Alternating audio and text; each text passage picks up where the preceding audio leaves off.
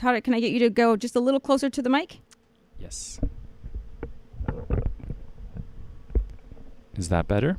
Yeah, go ahead. Okay, so my name is Tarek Mounib. I was born in Halifax, raised in Ottawa, and I currently live in Switzerland. And I just finished producing and creating the film Free Trip to Egypt. And you're also a Carleton alumni? I am. I graduated from the Faculty of Computer Systems Engineering. Okay, perfect. And so, Tarek, I think we can get started. Great. So, hello, Tarek, and welcome to A Luta Continua. Thank you for having me. Tarek, you had the premiere of your film, Free Trip to Egypt, last night at the Bytown, right here in Ottawa. How did that go? It was really spectacular. We've been to hundreds of theaters in the United States, but last night was the Canadian premiere, and to have it in my hometown was just really a special thing for me. And to see a packed theater and then a standing ovation, it was quite moving. So, Tarek, tell us a little bit about your film. What is Free Trip to Egypt about? It's about a journey of exploration into human kindness versus fear. In late 2016, I was feeling quite anxious about where the world was heading, the trajectory of polarization and demonization, and I felt myself feeling fearful, even fearful of Americans. So I thought, okay, I don't want to become afraid of Americans. I don't want to withdraw. So why not approach people in kindness, the very people that I think fear me? And then the idea came, well, why don't I just randomly approach Americans on the street that are concerned about the Middle East and offer them a free trip to Egypt? So the film follows the whole journey, the search for people, all the interactions. And we actually found people, very interesting people, that we brought to Egypt, paired up with Egyptians, and we followed all their journeys, and it was just phenomenal. I mean, I didn't know what to expect. We let the film just unfold, and the magic and the twists and turns were just incredible. One of the places you went to recruit people for the film was a Trump rally. What was that like? Well, that was interesting because, ironically enough, that moment was the moment where I regained my faith in humanity. At a Trump rally? At a Trump rally, yes. Because I think reading the news, hearing about, people's support of Trump and a lot of the racism, etc., you build up this anxiousness. You feel like the 60 million people that voted for Trump are all bigoted and racist. That's kind of the perception that was building up in me. And when I went to the Trump rally, you realize, there are, in my opinion, very few really bigoted people in the world. There were the bigoted people. I met them, and there's no access to them. But most of the people, even when they were saying things that might sound bigoted, were saying it from a place of fear, a place of just not knowing, and a place where they just wanted to protect their family. And when you took them seriously, you actually could connect, and you realize, these aren't threatening people. These are human beings just like you and me. And this was the beginning of the journey of discovery, that there is hope for the world without us having to convert each other to different political or religious views. And that was the whole kind of thread of the film of discovery that I discovered. When you initially approached people with this proposal of a free trip to Egypt, did people take you seriously? No. Many people thought it was a scam, but some people did. Some people thought it was serious, but were thinking we were crazy to do it. There was a lot of suspicion. Some people were like, I don't want to be kidnapped. You think I'm stupid? I'm not going to go to Egypt and get beheaded. And there was a lot of hate. What are you doing taking people to such a horrible place, right? So it was a challenging search and a challenging journey. And then there were the people saying, oh, that's wonderful. I would love to go to Egypt. But you didn't really want to just take those people either. So by nature, the people you wanted to take were the people who didn't want to go. So it was quite difficult to find that sweet spot. But eventually we did. And we found 7 interesting Americans, and we followed their journey. And in terms of how you came to these 7 Americans, how many people did you have to choose from? So after you found that sweet spot, I guess what I'm asking is how many people were in that sweet spot, and then how did you narrow it down to the 7? To be honest, the number of people that were in that sweet spot that wanted to come were 7. We took everybody that we felt was perfect. Many people that would have wanted to go and were also perfect. We had much more than 7 that were in that sweet spot, but in the end didn't want to go. And the reason was not fear of terrorism, was not fear for their safety. The reason was fear of looking bad on camera. Interesting. Vanity. Yeah. So, Tarek, tell me a little bit about the people that actually went to Egypt. Tell me about these 7 people. Well, this was the fascinating part. This was really the magic. So we had a retired school teacher who talked about the change that happened to her in after September 11th, that all of a sudden something just shifted inside her, and she became extremely afraid of all Muslim men, and she couldn't even look them in the eye, right? So part of the magic then was, okay, who are we going to pair her with? So we paired her up with a young Egyptian Muslim revolutionary, right, just to see how they would react. We had a very zealous Christian evangelist in his early 30s who came with Miss Kentucky, a former Miss Kentucky from his church, who wanted to spread the love of Jesus and baptize Muslims. So we took them and we paired them up with a very Orthodox Muslim family, with the man with the beard, the woman covering her face, the kids covering their hair. So that was a really fascinating dynamic. What's going to happen, that we met at the Trump rally a former Marine veteran, really big, tough guy, and we paired him up with a beautiful Egyptian dancer. So there was all these really fascinating threads and experiments in human interaction that we followed, and it was just amazing what unfolded. And how did you go about finding the hosts for these 7 Americans? So it was much easier to find hosts, because I think going out of your comfort zone to a foreign country is much different than receiving somebody in your home and hosting them. But at the same time, I wanted people that I could really trust. So we had a really stringent process in terms of people I knew, or I knew people who could vouch for people. And we tried to also then get a diversity of Egypt. So you'll see in the hosts, some of them are very, the Orthodox family, very practicing, right up to the Egyptian woman dancer who drives her Harley Davidson in Cairo, right? So there was a very diverse mix of people. Tarek, do you think this film could have been made with Canadians? It could have been made with anybody. Excuse me. It could have been made with Canadians. You could have brought Egyptians to America. You could have, brought Ottawans to Canada. I mean, there's so many divides and connections and misunderstandings between people. This was just one example of a journey we wanted to follow.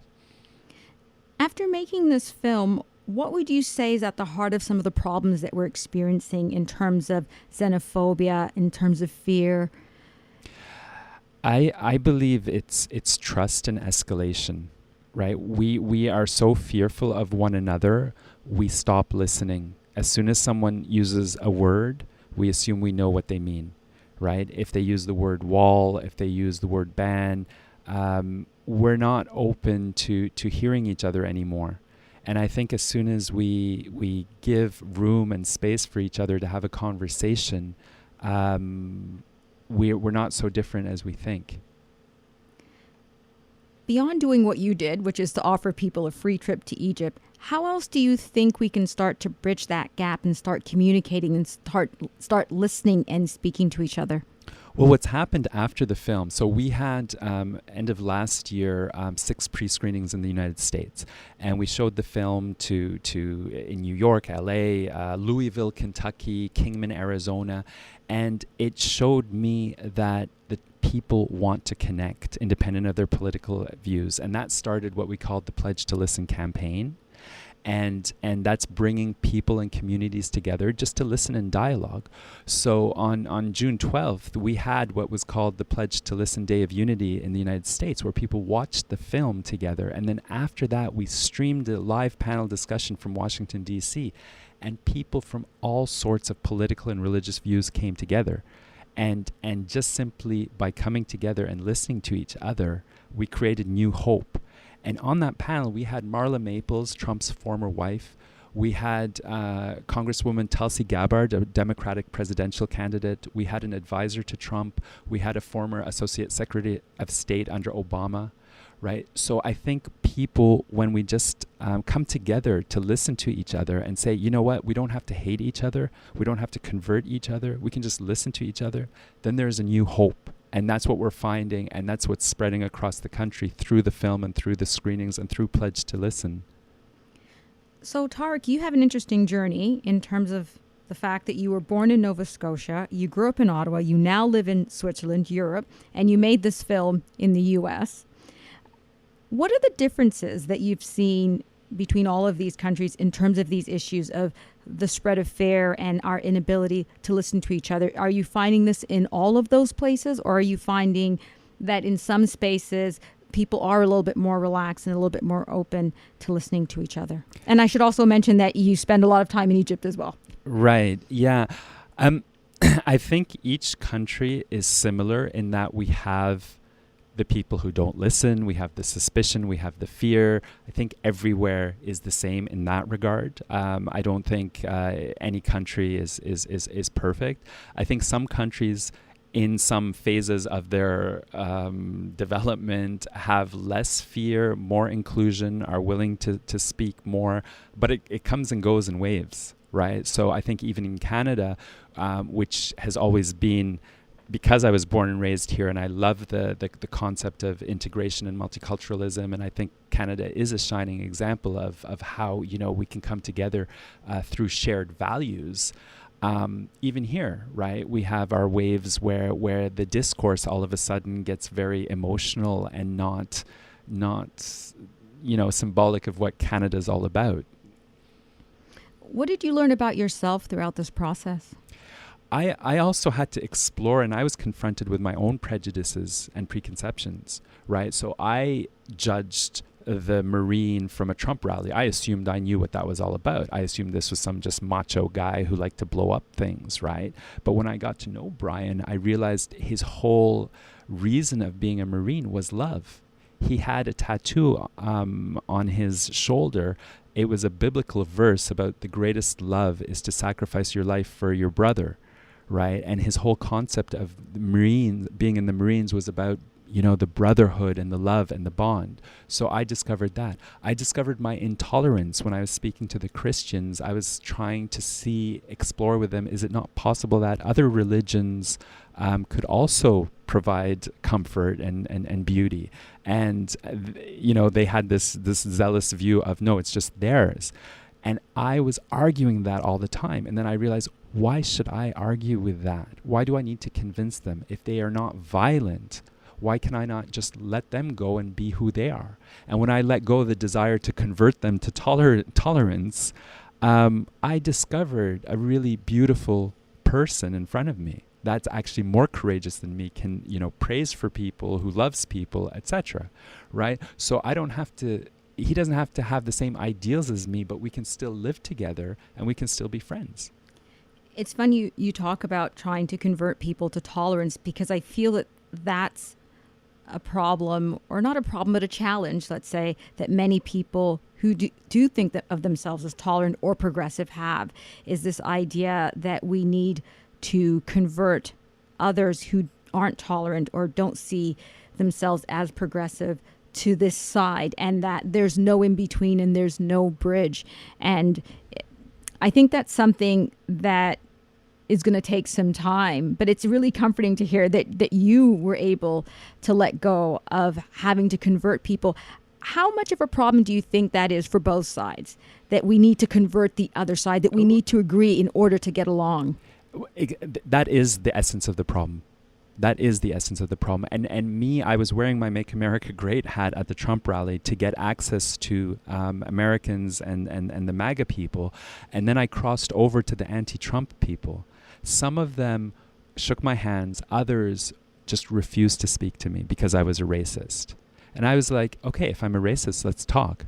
right? So I understand the anger, but if you're cutting off and judging people, you're not going to solve the problem. So I think we have to be really strong against ideas that are violent and hateful. That's clear. But we need to be a bit gentle with the people and tolerant of other views that are not violent and are not equal to our own. Tarek, if I understand correctly, this was the first film that you've made. Yes. What was the most challenging aspect of that journey for you, both personally and technically?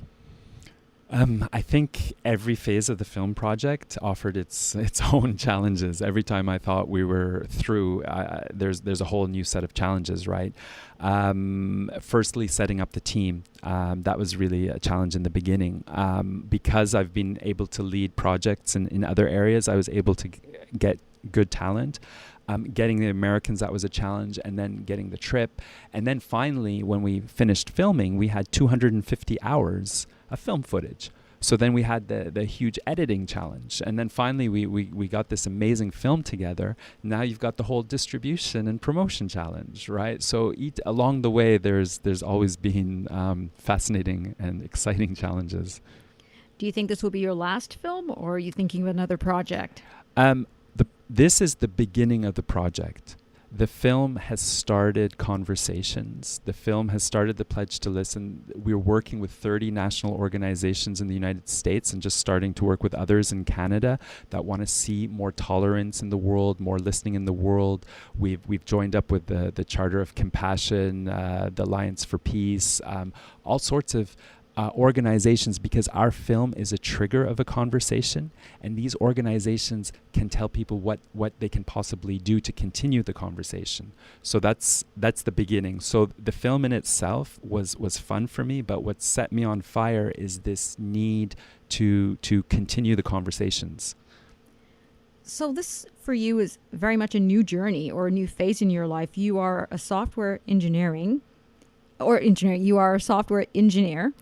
and now you're a filmmaker. Does this mean that you are no longer a software engineer? Are you now going to take on filmmaking full time? Well, the last time I programmed software was 1996, and then I became a manager, and then since 2003 I've been running software companies. So I think my management and my leadership is what enabled me to lead a film project. So it's not really the film itself, it's leading this and facilitating these conversations is the new part of my journey now, and I'm focused on that. So if that needs another film, I'm in. But the excitement for me is the connections. Tarek, I'd also like to ask you, why did you choose film as a vehicle to tell this story and to get this message out? I think we're not going to get anywhere through intellectual, analytical discussions. That's not how we reach each other. We reach each other through people and stories. As soon as you see me as a human being, as soon as you see my story, you will trust me more. You will see that you know who I really am. And I think through the film, we were able not just to take 7 Americans on a journey, but all the audience as well. And I think that's the power of film, is taking each other on our own life journeys and sharing that with the larger world. Tarek, thank you very much for joining me on A Luta Continua. It's been a real pleasure. Thank you.